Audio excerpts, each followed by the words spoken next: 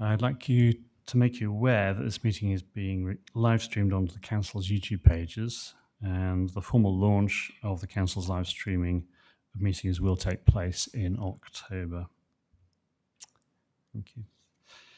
As this is the first meeting of the committee since the sad passing of Her Majesty the Queen, I'd like to ask members to reflect upon and remember the life and reign of Her Majesty Queen Elizabeth II, who sadly passed away on the 8th of September 2022.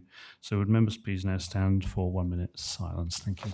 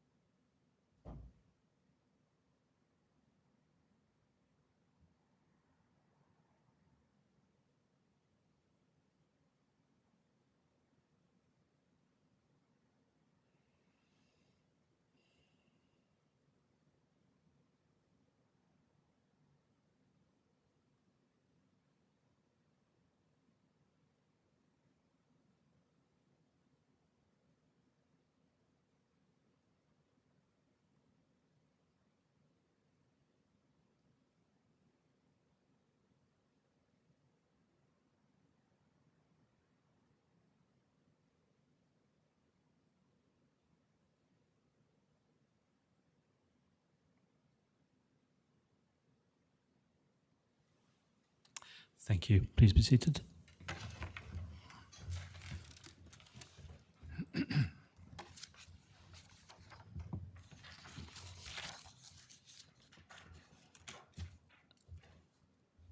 Apologies for absence. Do we have any apologies for absence this evening? Yes. Thank you, Chair. We have apologies from Councillors Hodgson, Jones, Gray, Butler and West.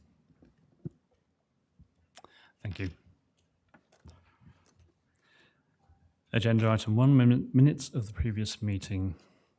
Are you all in agreement that I sign the minutes of the previous meeting, which was held on the 13th of July 2022?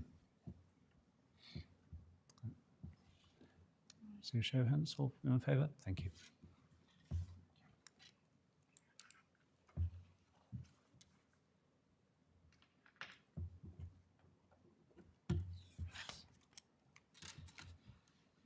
Thank you. Do members have any interest to declare this evening? No? No interest, thank you. Agenda item 3, the annual complaints report 2021 to 22. I'd like to invite Louise Louis to present the annual complaints report for the year 2021-22. Thank you, Louise.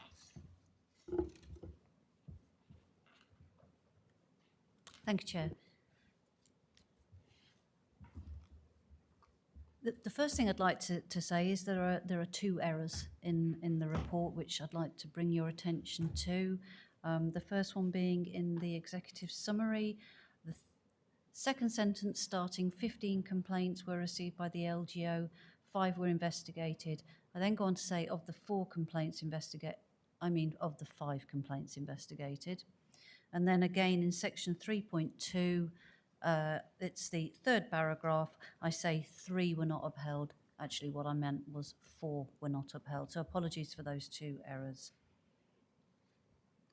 I don't propose to take you through the report line by line. I'd like to just give a highlights and then perhaps take questions at the end.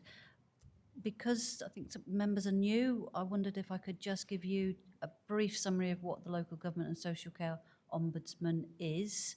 It is an organisation that is funded by the government, totally fair and independent.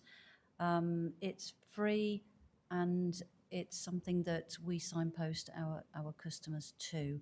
We'll often use the LGO, so if you see the words LGO, we mean Local Care and Social Government Ombudsman.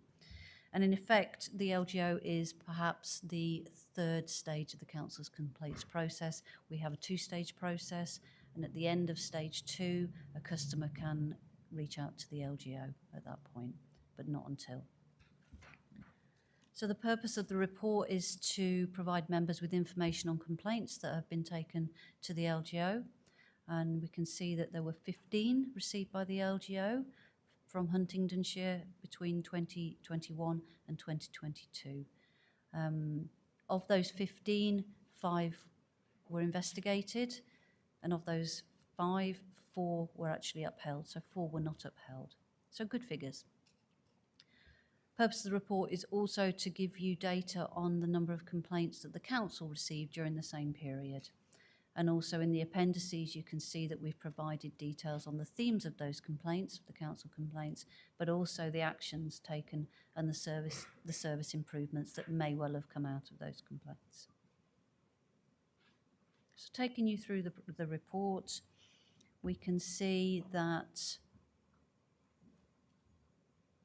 the actual upheld complaint for the LGO related to Committiee, and it was actually a complaint about noise nuisance.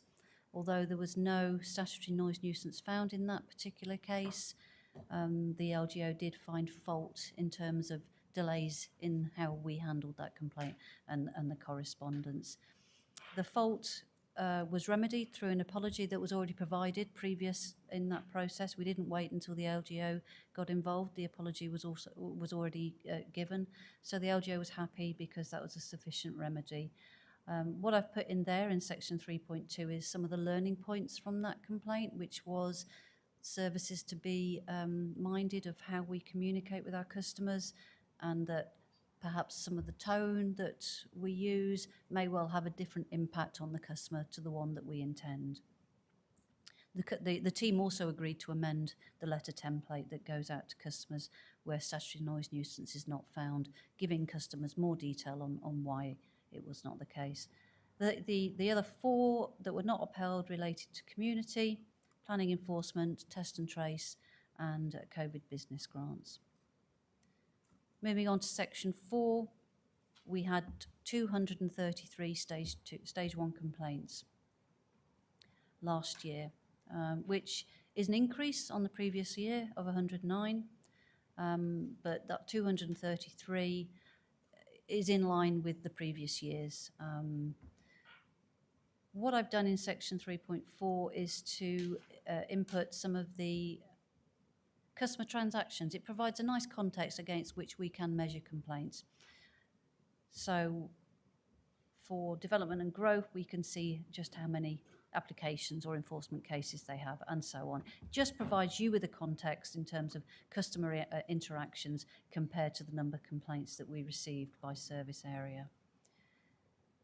Of the 233 stage 1 complaints, 33 of those were escalated to stage 2. Again, it's a slight decrease from the year before, approximately half of those related to development and growth.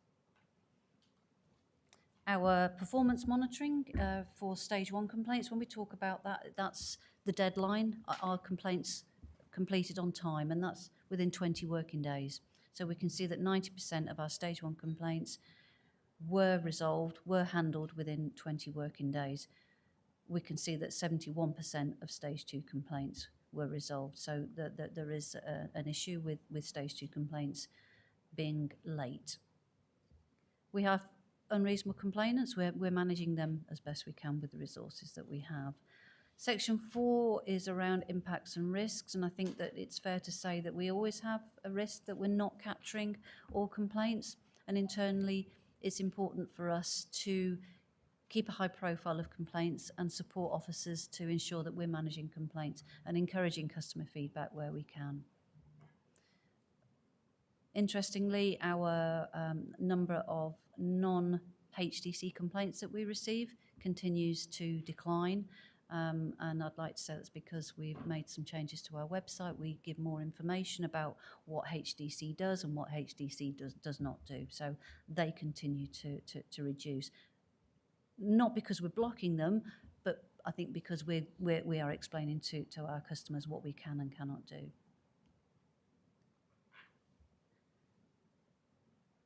Compliments, we do get them.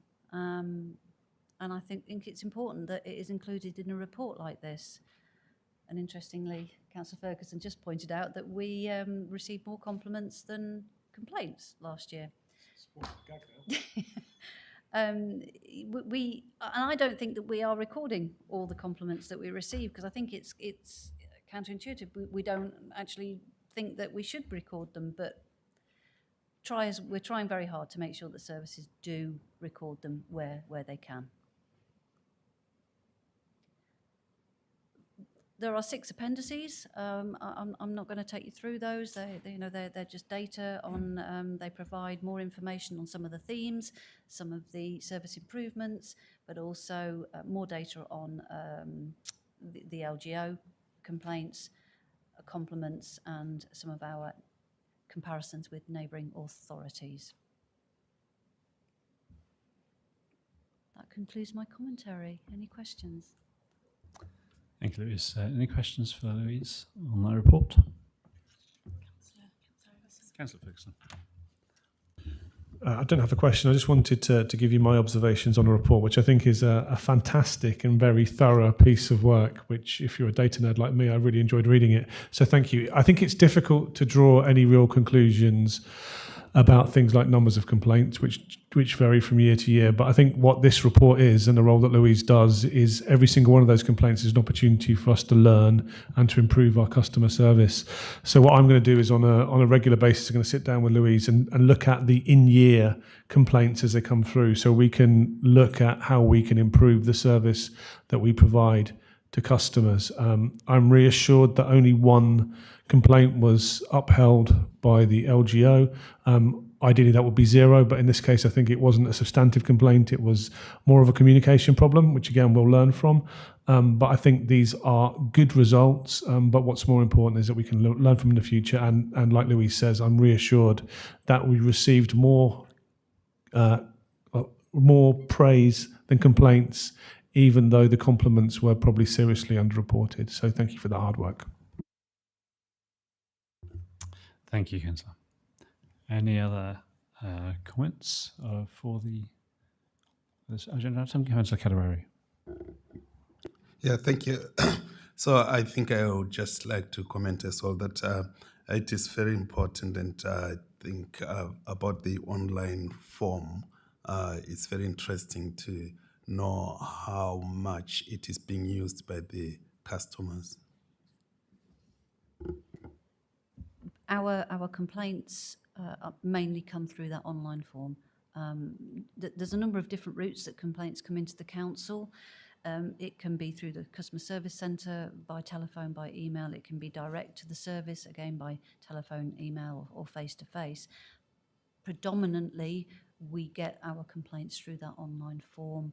We do occasionally get letters.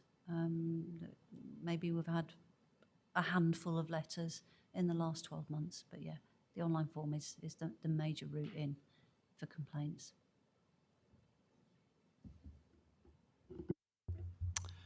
Thank you. Any other questions from councillors? Nope.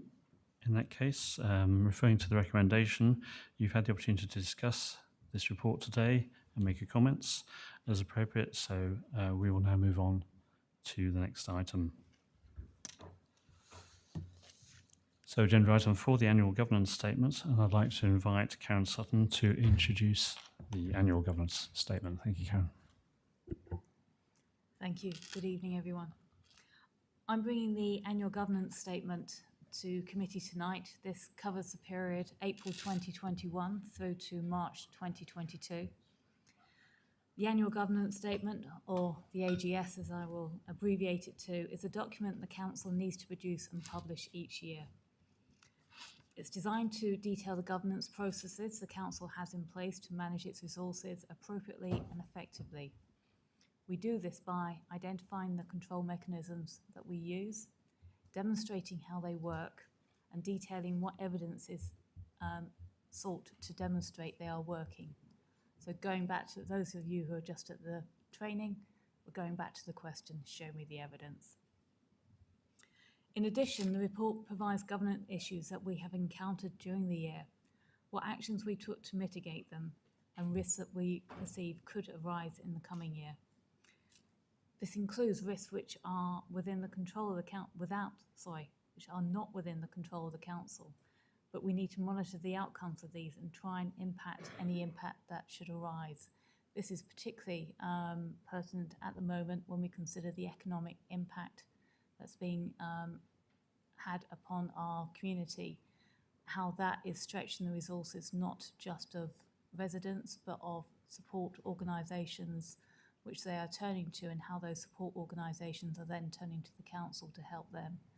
So it's not just risks that should arise within the council. And in producing this report, because it does predate my time with the council, I have taken guidance and insight from numerous individuals across the council. That includes internal audit, Oliver Morley as SIRO, and other members of the corporate leadership team.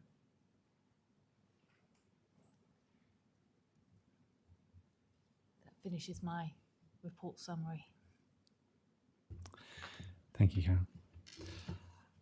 So any questions or comments for Karen on the annual governance statement?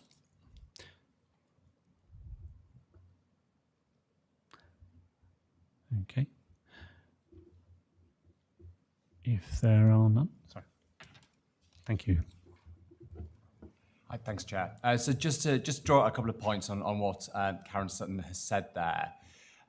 This is a document that obviously includes most of our internal risks, but critically some of our external ones. So you only have to open a newspaper at the moment to see the impact that inflation is having and the likely expected impacts that will have on both our cost base as an organisation. One of the key risks within our IT business plan that comes every year is the fact that most of our licenses are in dollars.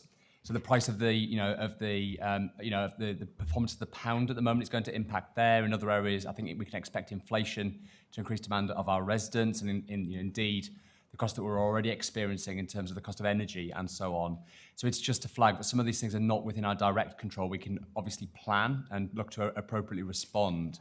But I think in the development and the focus on some of those key external risks, we did engage strongly with our external auditors who applauded that approach.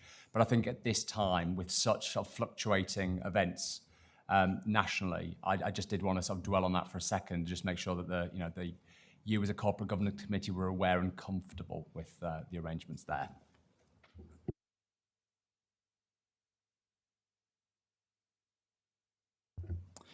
Thank you, Oliver. Yeah, I mean, we discussed the financial picture in the training we received earlier on this afternoon, which is very helpful, and mindful that the AGS appears at this time of year and reflects the year gone by. Obviously, we will need other inputs perhaps to enable us to more actively track the financial situation through the coming year. I think we mentioned the budget monitoring report, which is not directly a report that comes into this committee, but nevertheless is germane perhaps to our considerations.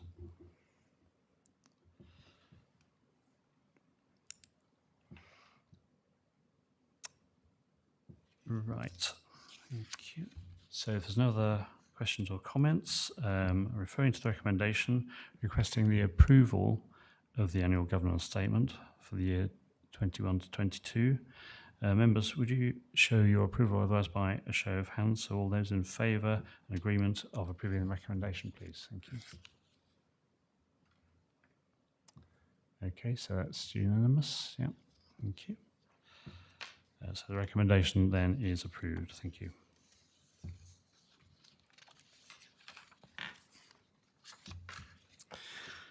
Moving on to item 5, this is the implementation of internal audit actions, outcome of management review. And I'd like to invite Oliver to introduce this item. Thank you, Oliver. Thank you, Chair, and thank you, Committee. So this is an item that is on the agenda today following a request from the committee last time round for more management attention and a review of the internal audit actions and the number that are outstanding. A number of long-standing members on the committee, a number of which obviously have submitted apologies this evening, but Councillor Butler, for instance, is a stalwart in raising the issue here. And this is an area that has received management attention in the past, but having undertaken a review, there are a number of findings out of it. I think clearly As a corporate governance committee, what you want to be assured of is there is strong and consistent leadership from within the senior leadership team of reviewing those actions and owning their implementation. I'm happy to commit to that, and I expect this to be a sort of discursive item where you come back with some questions and in terms of some of the recommendations and so on that we found. So I'm very happy to do that. And I think core within giving you the assurance that that review has been taken place is the recommendation that we include not just a response to an audit proposal from within the service being audited, but also from within the senior leadership team as well. I appreciate that is not something we've done historically within Huntingdonshire. It is something that's been done in every unitary and London borough that I've ever worked for, and it's fairly consistent, having spoken to my counterparts in Cambridge City and South Cambridgeshire with what they do. And there are a number of reasons why I'm proposing that. So the first thing, having reviewed the actions, and one thing you will note is the number of audit actions that have closed since the last time you saw this report last time round, is that where an action can just be closed off, the expectation is it will be closed off and pressure will be applied appropriately to managers to get that done. It's as simple as that. But there are a number of other types of actions that come up on this report and have been there for a period of time. And I'd just like to say a little bit about why, having sat down with the owners of these, I believe that to be the case. So in some areas, and I actually wrote down a sort of direct quote of what Louise Sabui said earlier, we're managing things the best we can with the resources we have available. And I think it's very important within a local government controlled environment to recognise that the financial challenge is an ever-ready, is an ever-present factor that we need to respond to. And we must, at all times, seek to be proportionate and be as efficient as we possibly can in terms of some of those recommendations. So some of the recommendations that sit within the review at the moment, in my opinion, having sat down with managers, rely overly at times in terms of manual checks, unrealistic expectations in some areas in terms of capacity for segregation of duties. We can have multiple people checking a certain thing, where actually the efficiency means at times that will be a challenge. Now, clearly, segregation of duties is a key responsibility within any control environment and something we would all expect. The challenge I would put back is I'd expect that segregation of duties largely to be delivered on the back of digital integration rather than manual processing. So it's areas like that where I would expect overview from a director or a head of service around the SLT table to ensure that we're always seeking things that are proportionate and efficient, as well as providing that control environment. So that's the first category that I think the additional check will give us. The other factor is clearly within individual audits of a service area, you will identify factors which raise concerns about control that have a corporate aspect to them. So one of the factors, if you looked at the open audit actions last time, was there were a large number of audit actions that related to training. Now, it is eminently possible that what we could do is create standalone records of training within each and every individual service within the organisation. That is something we could do. I would argue it's inefficient. More significantly, I would argue that what it robs the authority of is a strategic, kind of corporate, well-managed process that when you identify a future need for training can be embedded as part of that approach as a whole. And one of the key aspects with regard to that is there has been a big HR implementation system expressly kind of designed to address some of those things.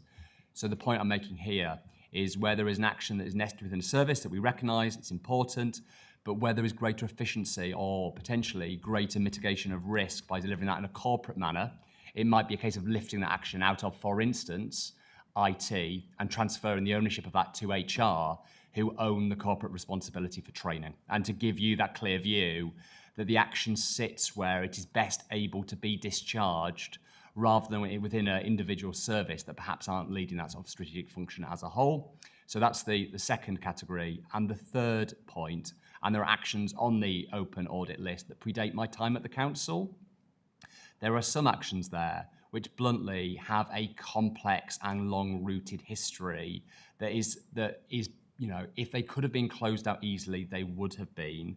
My proposal there in consultation with the chair and vice chair is where there are things in that instance. And an example would be our approach to information governance data cleansing, which is something that we're putting some resource into, or PCI DSS compliance.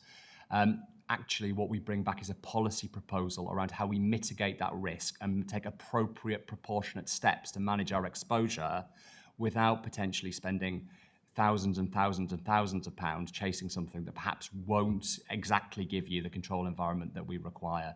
So it's that point of time to saying, we absolutely recognise there is a challenge here, but here is our management proposal in response to that, given the financial challenge within local government, and then a view for you to take in those areas. And what I would propose is there are a couple of categories in that area. We would bring papers back here, proposing how we handle those things for you to be assured that you think those proposals are correct and appropriate. So a bit of a whistle-stop tour there of the proposals. I think the key thing for you is I would expect you as new members of the committee to want to see the wood for the trees, rather than seeing hundreds of things, of actually where is the risk, where are the key actions, where do they need to be open. The final point I'd make is there are a large number of actions at the moment there that sit against corporate resources. In Karen Sutton, who presented the last item, you've met our new Director of Corporate Services. She's 3 months into post. She has already got an incredibly strong handle on delivery in that area and is sitting down. So I would expect you to see already that the age profile's changed. The vast majority of those actions are under a year old, but actually as we roll forward, you should see them closed out much more quickly than they have been historically. So I'll pause there, but I'm sure there'll be some sort of questions or reflections on the back of my contribution there. Thank you, Oliver. So, members of the committee, do you have questions or comments on what you just heard, please? Joe, Councillor Harvey, thank you. Thank you, Chair.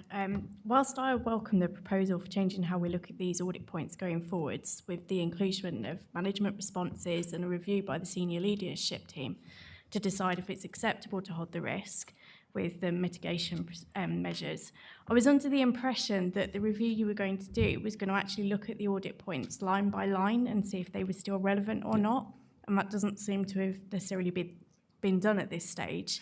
And I think that the act of reviewing these points with the senior leadership team and the audit team, perhaps involving myself and Councillor Wells and the audit team itself, just might help shape a final version of this proposal.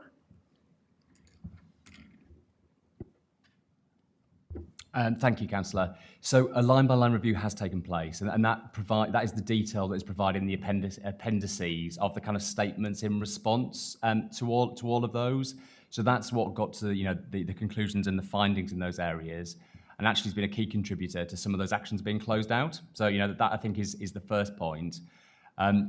Off the top of my head, and I'll be corrected by Deborah on the next item, I'm sure, but I think 23 of those actions sit within corporate resources as a whole. And as I say, I've sat down with Karen, and Karen is working through those actions as we speak. I think in broad selection, the other remaining actions sit into broadly 3 or 4 categories along the lines of what I've suggested. So I am more than happy if in the appendices and as you've gone through there, you disagree with any of those, any of the statements or reviews, I'm more than happy.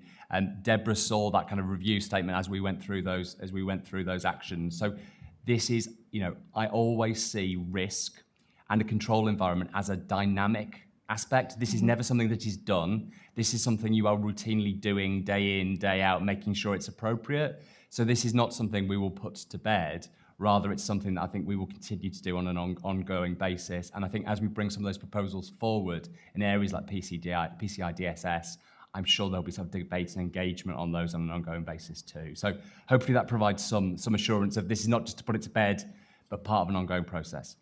Okay. Can I also ask for some clarification that where we have an audit point that's closed as a result of the senior leadership review, that as a committee we're presented with a report as to why it's been closed and what measures have been taken to mitigate that risk, so that we're satisfied that there is an acceptable level of risk there and we're happy with that level of risk, and that we actually feel that they should be closed rather than left open still.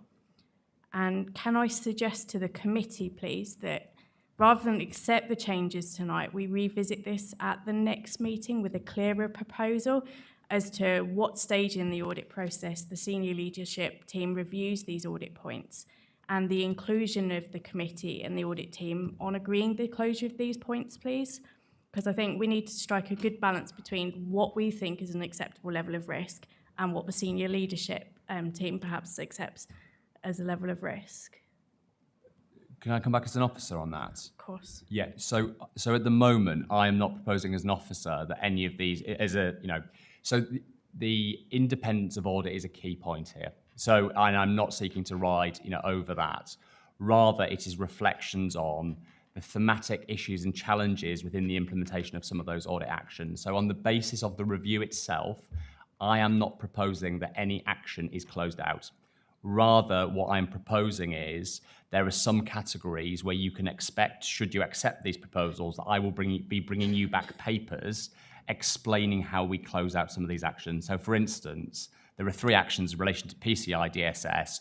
On review, we do not think they're proportionate or the best way of closing out that risk. Instead, what we would propose is this: are you happy to accept that is a proportionate response to the risk that the underlying audit review had identified? And actually, that alternative mitigation is the way to address that. So that's what I'd be expecting.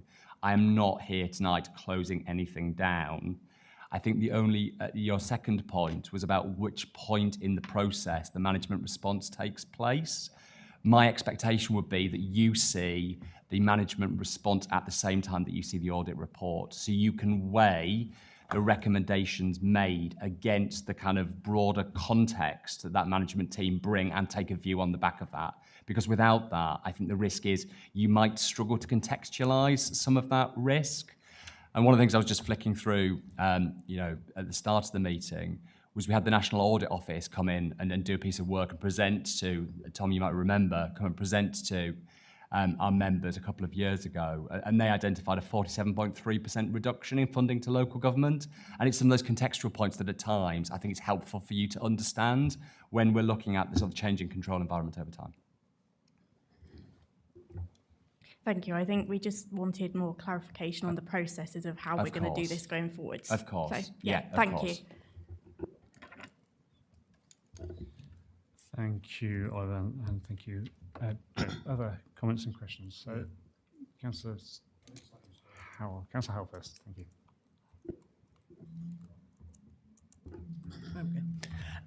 I agree with what Councillor Harvey has said.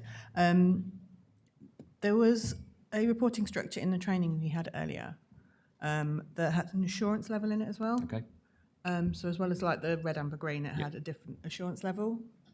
To say sort of what the risk was, whether there was a policy. Would that be possible to put into that report so it becomes more like a risk assessment? So it's a high level, but we've got something to deal with it, or it's a high level and we haven't? Yes.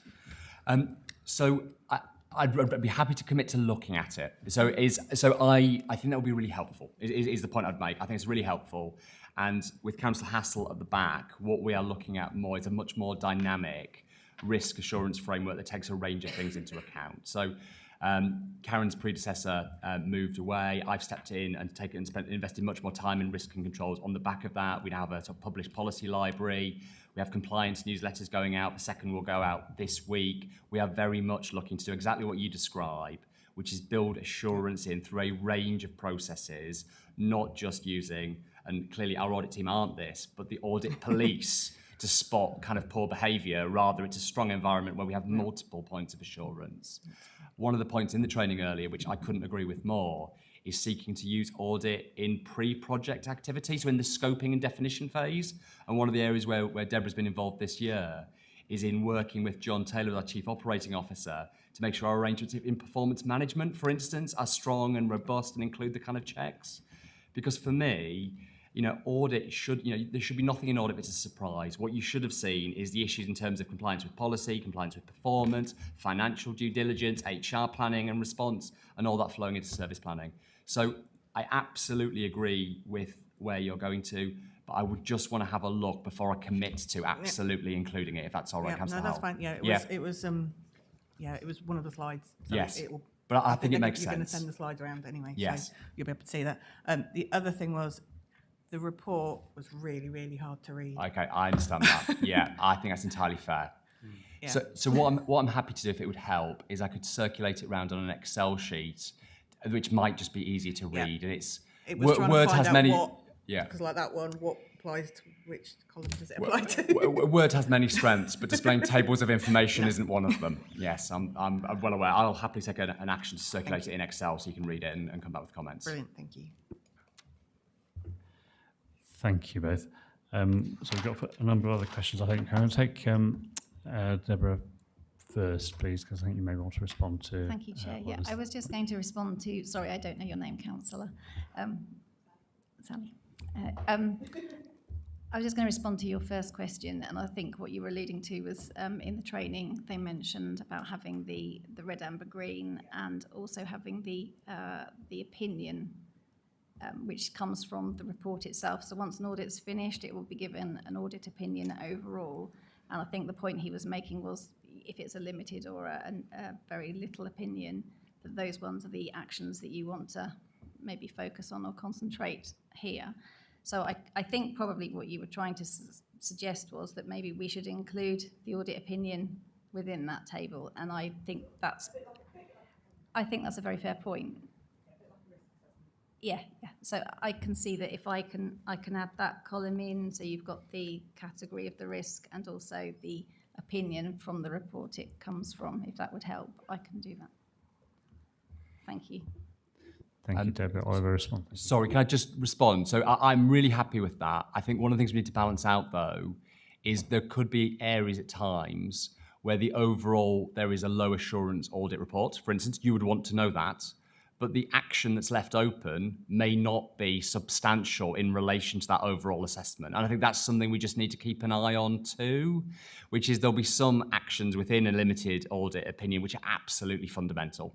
And then there'll be others which is general observation spotted along the way that we'd want to improve our control environment. And I think that's just something that perhaps we could work on and think about how we give you that picture, because otherwise the risk is you focus on a low priority action in an audit which overall had a poor opinion, rather than the really significant audit action in an area which might have been a limited or moderate opinion report. So we have a think about that, I think. Thank you, Oliver. I've got, I think I had Councillor Sanderson, Councillor Blackwell and Councillor Cadwary. Councillor Sanderson first, thank you. Thank you, Chair. My apologies, I think this probably would have been a better comment to make in the previous item, but while we're discussing risk, I noticed that in the AGS that Karen spoke about, there's a new risk management strategy and a revised register. I think that probably needs to come back to the next meeting of this panel. Is that something we can just highlight and make sure we see? Yeah, as I said, the AGS itself obviously won't appear until this time next year, but we need to be working on in an interim basis in terms of what we actual expectations are and what the next year's AGS will contain. Yeah. Thank you. Councillor Blackwell, thank you. You'll be pleased to know my query has gone away. It was on the presentation covered by Councillor Howell. Thank you. Thank you. Councillor Cadwary. Thank you, Chair.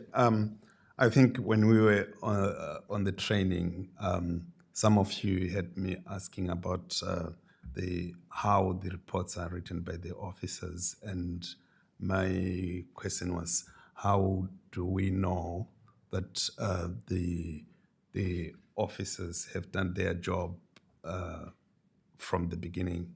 So I just wanted to highlight and to elaborate that my answers has been answered now, because since I was on this committee, there was always red, amber, green, and we had some red there, which took a long time before it was all cleared. But now I can see that there has been work being done here, and those red is gone now. That means the job is getting done. And also, I'm so happy to see the mitigation, that something will get done. So I just wanted to comment that, and also for my fellow councillors to know exactly what I was talking about first time. Thank you. Thank you, Councillor Cadwary. Councillor Taylor. Thank you. Oliver, you mentioned about a lot of these points in here are training related. And yeah, I agree. And I think to clarify your idea that training should be a responsibility of HR from now on, I welcome that. That's quite a good idea. And if we can get some kind of electronic monitoring of training resources, that would be a great idea. The only question I would ask is HR up to it? Have they got enough resources to do that? Karen, thank you. So can I respond directly to your point on that one? HR in the process at the moment of implementing a new module on iTrent, which is our HR and payroll system, which is what they will deploy training through. And that training will now provide us with an automatic register of who has completed that training when it was completed. So that is giving them far greater capacity than they've had to date. And that's been one of the reasons why it's been difficult to implement the audit actions and to document that they have been done. Yeah, I think it's a wonderful idea. We have it similar at my work, so we can see who's got the training in place, and yeah, it'd be a great way, an easy audit action as well. So thank you. And I think just in response, the only other thing I would say is sometimes this is about keeping it really simple, isn't it? So, one of the things that, we've done over the last few months is we have this thing called a compliance task list. So once a quarter, any central requirements that we have of managers is sent to them in a list saying, these are the things we need you to fulfill this month. The first one included all our statutory training. Here is a clear expectation that you will get your staff to do it. Exactly as Karen says, we will then audit against it. But simply at times, we just need to tell people what needs to be done, set a deadline, make sure it's done, and move forward. And I think that's one of the things that sits behind this. And of course, at times, there will be reports I bring that says it's more complex than initially it appeared, and here's things. But whenever we can make it simple, we will, and try and move those things forward. So, yeah. Thank you, Oliver. Are there any more questions or comments from councillors? Councillor Howell. It's just in relation to point 3.4. What is the recommendation? Yes, huge apologies. I should have said at the start. Because it does ask us to endorse the recommendations, and there isn't one there. So at the end of the 3.4 sentence should say, and it's what I've described here, at times the way that those audit actions will be discharged is through a policy proposal or a recommendation of discharging it in a different way. So it's the conversation we had with Councillor Harvey of, you see these actions, but we will bring a report back proposing a different approach to closing out that challenge.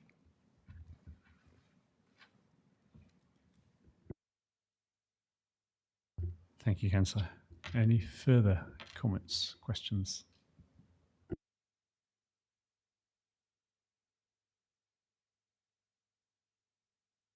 Okay, in that case, just reviewing the recommendation, or the proposal, I should say. Excuse me. Committee is asked to approve recommendations 1, 2 and 3 in the report. So I'll just reread those. Number 1 is to approve the review of audit actions. Number 2 is to endorse the process of the operational management of audit actions. And point 3 is to endorse the inclusion of a management response to all future audit reports to allow the committee to ensure audit activity is proportionate to resource available. So, councillors, you're asked to indicate whether you are happy with the recommendations as it now stands, or whether you think further action is required before recommendation. So I can see a show of hands in favour of the recommendation as it stands. Thank you.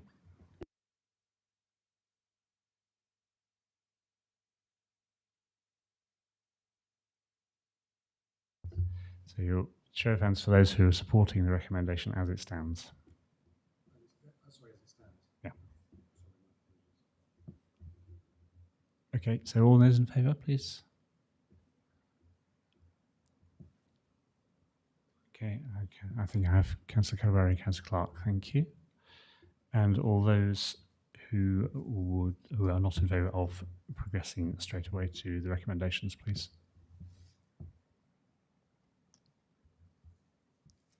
So that's 4. 5. Sorry, 5. Thank you.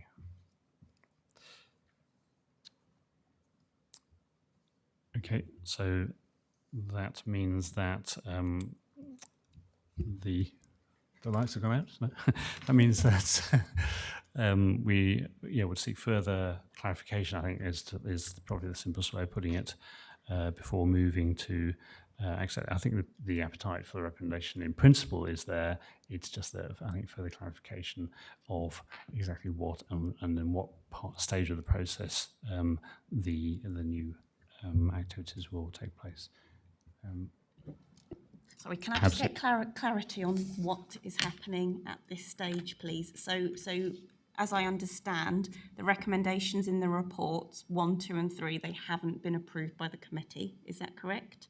That's correct. Okay, and can you just confirm for me what the next course of action is with this report, please? So what the committee are approving? So I think the course of action required is to revisit the report, add additional clarification in terms of the changes to process that will being recommended and the time and the sequence in the audit process that they will take, that they will be introduced. Just check with Councillor Harvey on that. Yeah, just clarification over the whole process and at what point different items will be reviewed by the senior leadership team. And yeah, when we present something to the committee, I think is the key.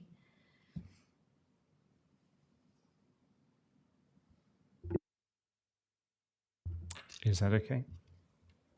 Thank you, Chair. So I'm just going to clarify that so I've got the correct record in the minutes. So the committee wished to revisit this report. They'd like additional clarification on the changes to the processes and at what points different items will be reviewed by senior leadership team and when it's due to come back to committee. Yeah, fundamentally what the changes will be to the process and how they will be implemented. Yeah. Sorry, Chair. So that's really clear. So as a corporate governance committee, what you're saying is you want the current process to sit with no additional assurance until a decision is made by a future committee. So obviously we would want to bring this back to the committee, I think, at the end of November, which I think is the next meeting, which is 2 months from now, roughly. And hopefully the clarifications we would have got in place, got agreed by, or got a thorough understanding at that point, and then to hopefully introduce the changes at from that point on. Does that make sense? It does. Yeah, thank you.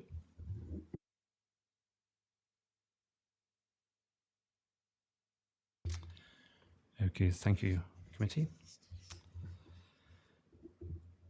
Moving on then to item 6, implementation of internal audit actions. I'd like to invite Deborah Moss, Internal Audit Manager, to present the report. Thank you. Thank you, Chair. Good evening, everyone.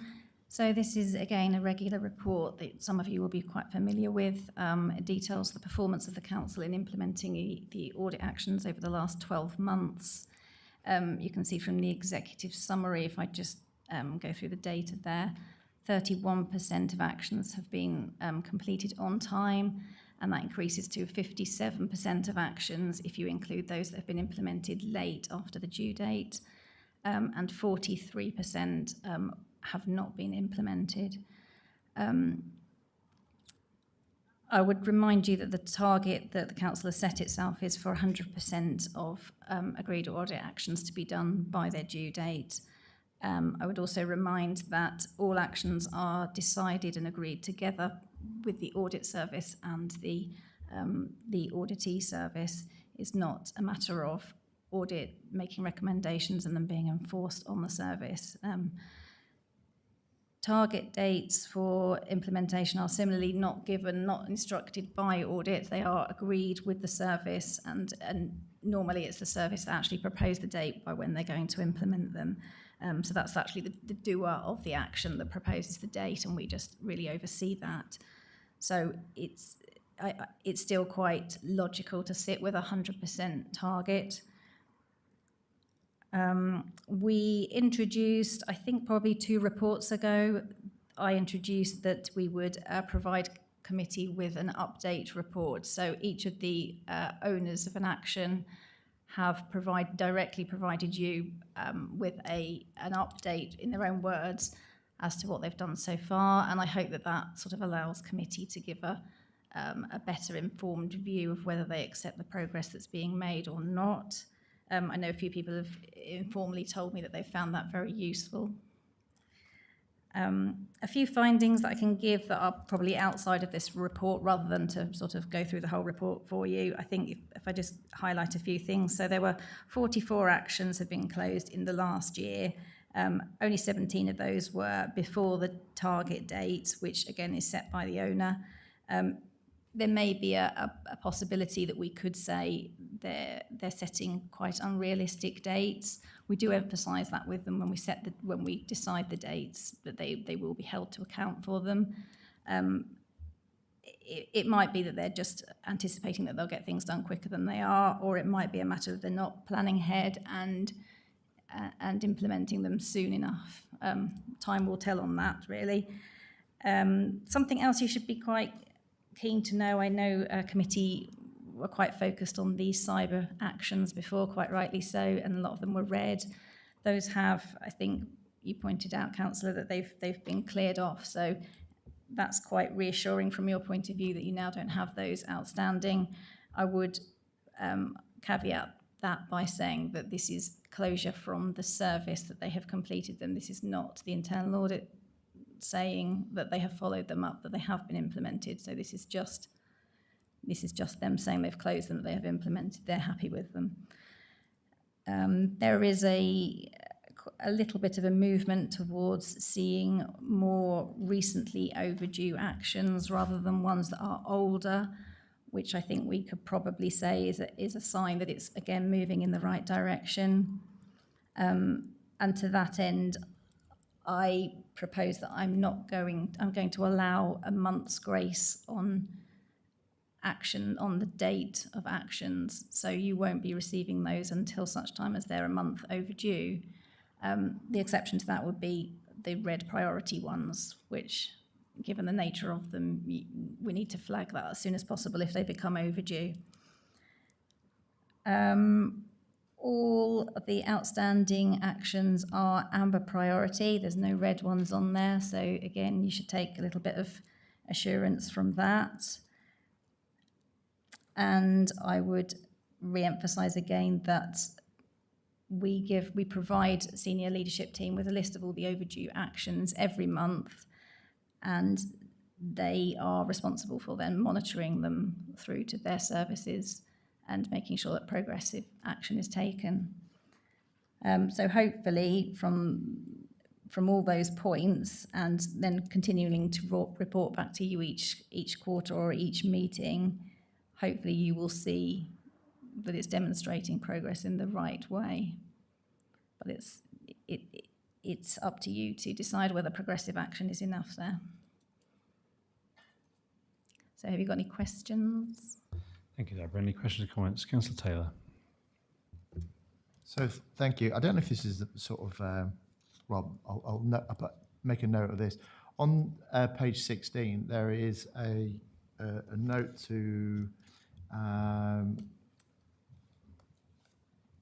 it's the management, the council's treasury and capital management strategy framework. Is it there? Yeah, the third paragraph down on the left-hand column. Furthermore, the council should put in place detailed and defined guidance with regards to any such investment opportunities with clear linkages to the council's treasury management strategy and framework. Is there any chance I could see that? As in, is there any chance you could email it me so I can, if you've got a strategy, management strategy for investments, council treasury, could I see that? Is it? Sorry, I'm looking at one that doesn't have page numbers on it. Is this what's in the left hand? Page 16 of. What's in the left hand column? Is it the treasury management audit? Treasury management. Okay, yeah. Right. And it's the second. It's the third paragraph down, but it's the second part of it. Treasury management 2020.2/1. Okay. And it says about there's a council's treasury management strategy and framework.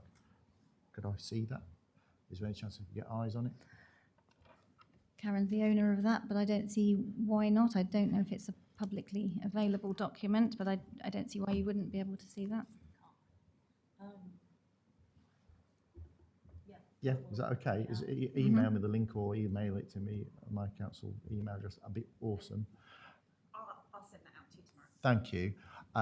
And on a note of that, I know there's been some recent publicity from a council, neighbouring council in Essex, that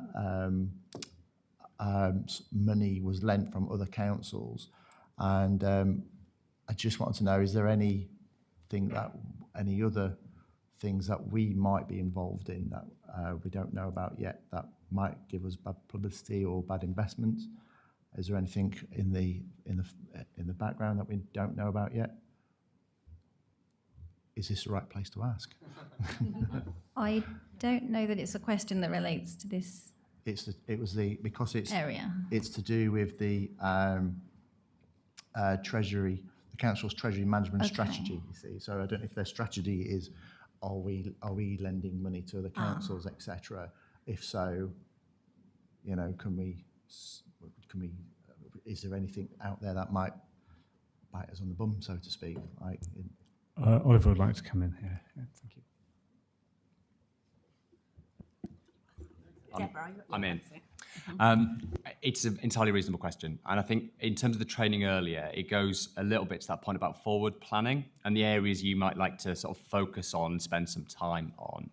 So the simple answer to your question is the vast majority of our investment is in the form of property assets. So through our commercial investment strategy, which kind of sets out the kind of terms that we would invest in property, seeking return, and that revenue return goes and funds our general fund broadly. So there is a strategy which lays out how we do that. We've got a relatively diversified portfolio that is subject to external audit opinion in terms of valuation and forms part of our annual accounts every year. So that would be disproportionately the biggest chunk of money we have in that category. In addition, we do have some smaller amounts of lending that we do on commercial terms at times to a range of normally local providers where there is a shared interest in doing something. So historically, we've had a loan, for instance, to Chorus to do some work, some very, very small loans to parish councils and so on. All of those will be subject to credit checks and a range of other steps before we step in. I wouldn't expect any of those to be embarrassing, would be my honest answer. But I think you reviewing that strategy and looking through, you can see the assurance steps that are taken place and the oversight that happens of those types of investments that we make. So relating to that, if you've got an investment strategy for portfolios, can I have a look at that as well, please? Thank you. Karen, thank you. So I think it's only fair to say, because we have had an inquiry from the press on this, Huntingdonshire District Council does have a loan to Thurrock Council at the moment. It is £4 million.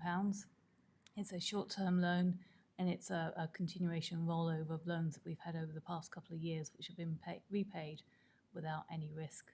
This particular loan is due for repayment before the end of October, and we don't expect there to be any reason for that to be withheld.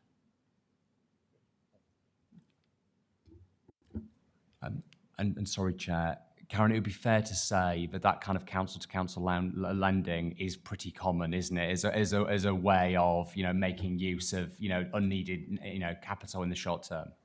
Absolutely, it's seen by our investment advisors as one of the safest ways of lending money and earning a return on excess funds. Thank you all. Councillor Howell. Mine's just a request for an additional appendix, because the report's on the implementation of internal audit actions, but we're only seeing the ones that are overdue. I'd like to see the good news of the ones that have been done.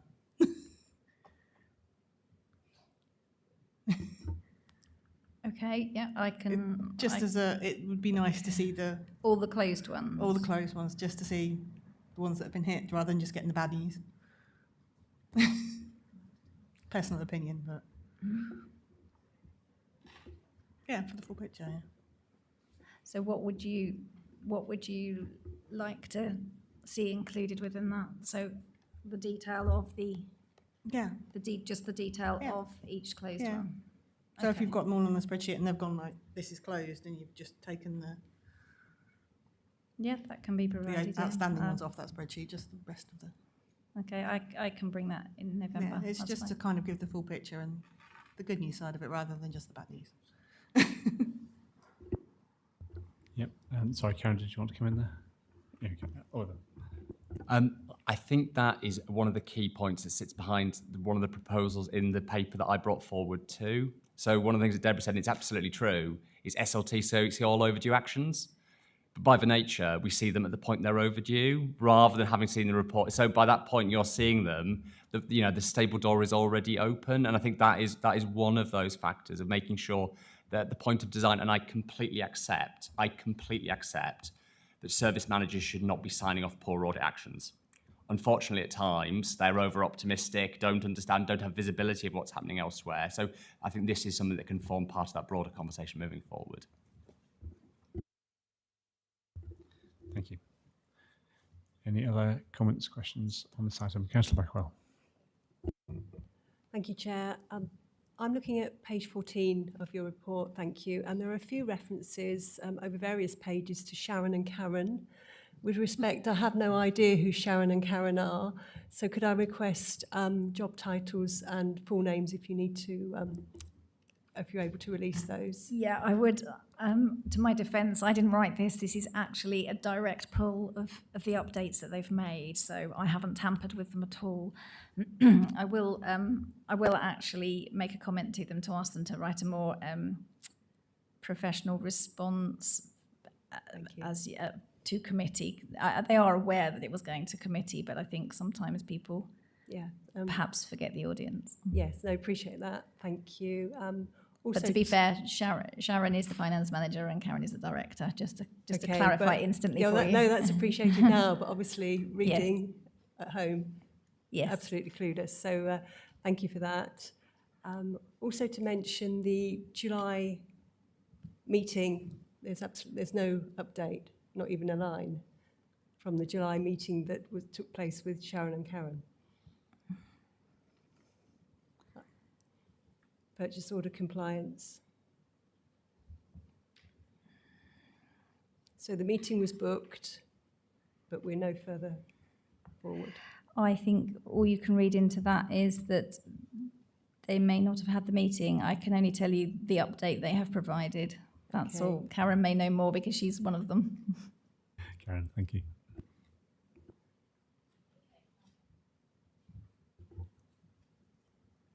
Okay, I can assure you the meeting did take place and it was a discussion of the actions that needed to be taken to progress on these items.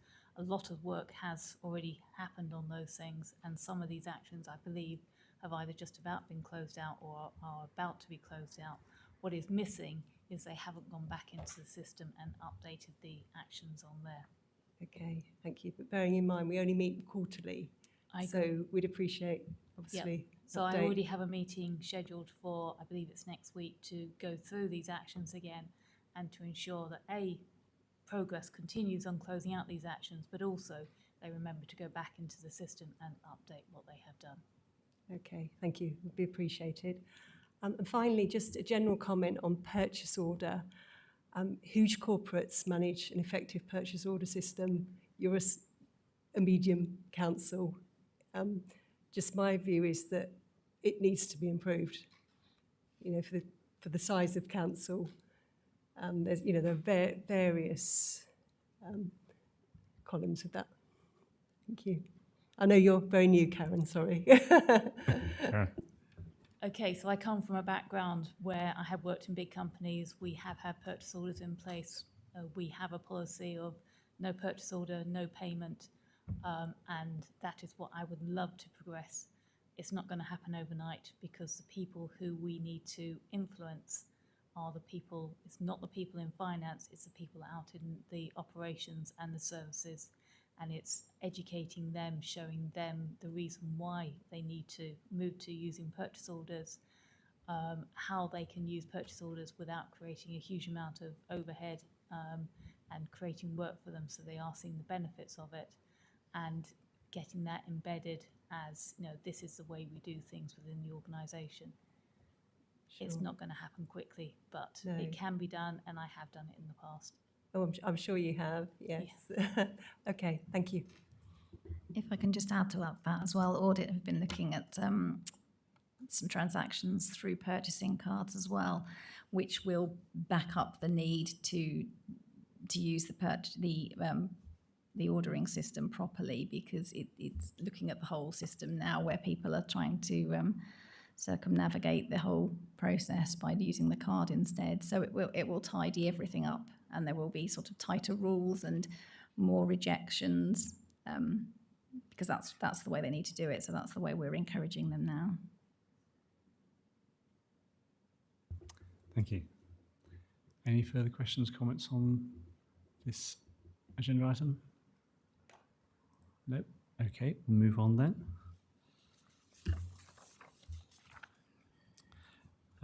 So referring to the recommendation, you've already had the opportunity to discuss and comment, so we will simply move on to the next item in this case, which brings us on to item 7, the Corporate Governance Committee Progress Report. Habs, handing over for you for this item. Thank you. Thank you. It's just simply to report that there have been no uses of the waiver procedure since the last meeting. Thank you, Habs. That item being concluded, I will now declare the meeting closed. Thank you very much for your time this evening, and safe journey home. Thank you.